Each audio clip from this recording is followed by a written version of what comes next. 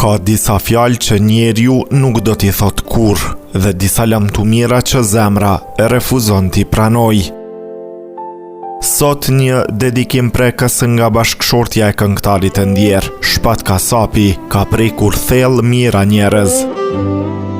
Fjalë që nuk janë thjesht dhimbje, por dashuri që vazhdon edhe pas fundit. Qëndroni deri në fund, sepse këto rreshta nuk janë vetëm një kujtim, janë një rrëfim që të shpon shpirtin.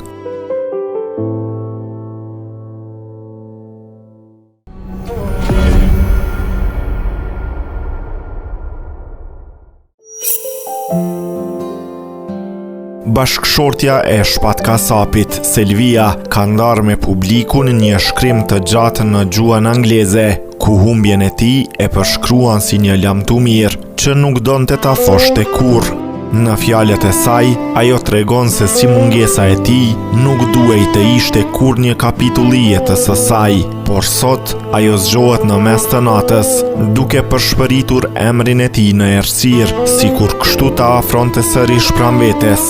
Ajo rrofen se sa herë mbyll syt, vallëzon me kujtimet që krijuan bashk, dhe sa herë i hap, përballet me realitetin e dhimbshëm se historia e tyre përfundoi me një lamtumir që nuk ishte gati ta thoshte.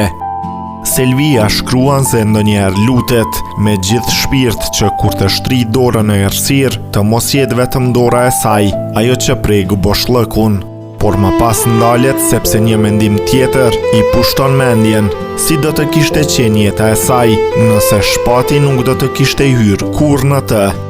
Dhe pikërisht në atë moment, ajo thot se buzëqesh, sepse edhe pse dhemb, edhe pse ky mall e ndjek si hije, ajo e di një gjë me siguri, do ta zgjidhte përsëri, në çdo version të tij, në çdo moment.